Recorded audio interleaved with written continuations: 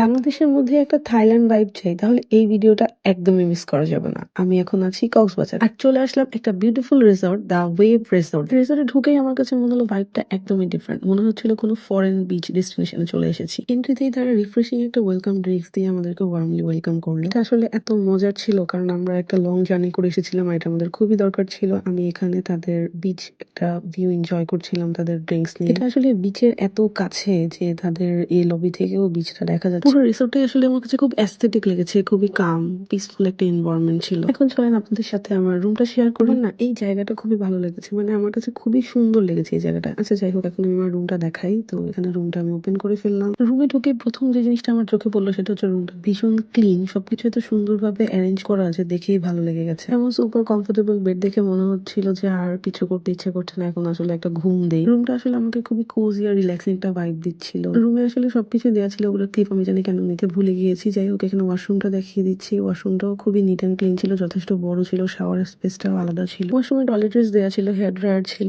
এছাড়া হচ্ছে কি আপনার হট ওয়াটার ফ্যাসিলিটিসও পাবেন। ওয়াশরুমটা সিম্পলের মধ্যে আমার কাছে ক্লাসি লেগেছে। আমি এখন আবার রেডি হয়ে নিলাম কারণ এখন আমাদের অনেক ক্ষুধা লেগেছে, তাই আমরা চলে যাবো তাদের রেস্টুরেন্টে লাঞ্চ করতে। রুমের এই জায়গাটা কিন্তু অনেক সুন্দর। আমি এটাকে থাইল্যান্ড ভাইব বলেছিলাম এই কারণে যে রিসোর্টের স্ট্রাকচার, কালার টোনটা আমার কাছে খুবই ভালো লেগেছে। যারা আসলে ভিড় পছন্দ করেন না, একটু শান্ত পরিবেশ খুঁজছেন, তাদের জন্য আমার কাছে মনে হয় এই রিসোর্টটা একদম বেস্ট হবে। কোনো ক্রাউড নাই, কোনো নয়েজ নাই, একদম কাম একটা এনভায়রনমেন্ট। যাই হোক, চলে আসলাম তাদের রেস্টুরেন্টে। রেস্টুরেন্টটা আমার কাছে সবচেয়ে বেশি ভালো লেগেছে। রেস্টুরেন্টটা কেন ভালো লেগেছে বলেছে এটা আপনারা এখনই দেখতে পারবেন। মানে একদম সমুদ্রের পাড়ে বসে খাওয়া যায়, এটা এত জোস একটা এক্সপিরিয়েন্স। এখান থেকে আসলে ভিউটা এত জোস ছিল আর খাবারগুলোও খুবই মজা ছিল। তাদের নর্মালি রিসোর্ট গুলোতে এত মজার মজার খাবার আসলে পাওয়া যায় না, বাট তাদের খাবার বেস্ট ছিল। এরকম একটা পরিবেশে বসে এত মজার মজার খাবার খাওয়ার ফিলিংসটা আসলে অনেক অন্যরকম। আমার কাছে এই জায়গাটার ভিউটা খুবই ভালো লেগেছে। এখানে আমি খাবার কিছু ক্লিপ নিয়ে নিচ্ছিলাম। আমি এখানে খাবারের অনেক সুন্দর সুন্দর ভিডিও করেছি, আসলে এটা আমি আগেও আপলোড দিয়েছি। খাওয়া দাওয়া শেষ করে আমরা আবার নিজের রুমের উদ্দেশ্যে চলে গেলাম। এখানে আমি কিছু ক্লিপ নিচ্ছিলাম সুন্দর সুন্দর, কারণ আসলে অনেক সুন্দর রোদ পড়ছিল। তারপর রুমে যেয়ে আমি একটা কফি খেলাম, তারপর আবার বের হয়ে গেলাম। রিসোর্টটা যেহেতু বিচের একদমই কাছে, তাই আমরা এখন বিচে যাচ্ছি, কারণ সানসেটের আর বেশিক্ষণ বাকি নাই।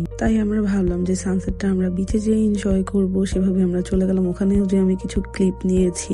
আর মজার ব্যাপার হচ্ছে আমি এতবার কক্সবাজারে গিয়েছি কিন্তু এই ফলটা আমি কখনো খাই নাই। এবারও আমি খাই নাই, আমি জাস্ট ভিডিও করেছি কিনে। এই বিচটাতে আমরা আসলে অনেক এনজয় করেছি, অনেক ছবি তুলেছি, ভিডিও করেছি, সবকিছু করে টায়ার্ড হয়ে আমরা আবার চলে এসেছি খেতে। এখানে আমি খাবারের ওয়েট করছিলাম, এখানে আমি কিছু ক্লিপ নিলাম। ক্লিপ নিতে নিতে আমার খাবার চলে আসলো। এই পিজাটা এত মজা ছিল, মানে আমার কাছে মনেই হচ্ছিল না যে আমি কক্সবাজারে বসে পিজা খাচ্ছি, মনে হচ্ছিল পুরো ঢাকার পিজা। তাদের সবগুলো খাবারই আমার কাছে মজা লেগেছে। যাই হোক, খাবার খাওয়ার পর আমরা এই দোলনাটাতে কিছু ক্লিপ নিয়ে নিলাম নিজেদের জন্য। এখানে আসলে ছবি তোলা হচ্ছিল না, ভিডিও আমি বুঝতে পারছিলাম না। যাই হোক, তারপর আমাদের ক্যান্ডেল লাইট ডিনারের সময় হয়ে গিয়েছিল। ক্যান্ডেল লাইট ডিনারের এক্সপিরিয়েন্সটা আমার কাছে সত্যি খুবই সুন্দর লেগেছে। চারপাশে এত শান্ত একটা পরিবেশ, প্লাস সমুদ্রের ঢেউ, খাবার খেতে খেতে ঢেউয়ের একটা শব্দ, মানে এটা আমার কাছে খুবই ভালো লেগেছে। আসলে বিজি লাইফ থেকে একটু দূরে এই ক্যান্ডেল লাইট ডিনারটা আমাদের জন্য পিওর একটা রিল্যাক্সেশন ছিল। অনেস্টলি এই মোমেন্টটা অনেকদিন মনে থাকার মতো। চলেন এখন সি ফুড গুলা ট্রাই করি। আমার কাছে তাদের ফুড গুলা খুবই ভালো লেগেছে, প্রেজেন্টেশনটাও তাদের খুবই সুন্দর। সি ফুড গুলা একদমই ফ্লেভারফুল ছিল, আমার কাছে খুবই মজা লেগেছে খেয়ে। রিসোর্টটার এক্সপিরিয়েন্সটা সত্যি মনে থাকার মতো ছিল, কারণ খুবই কাম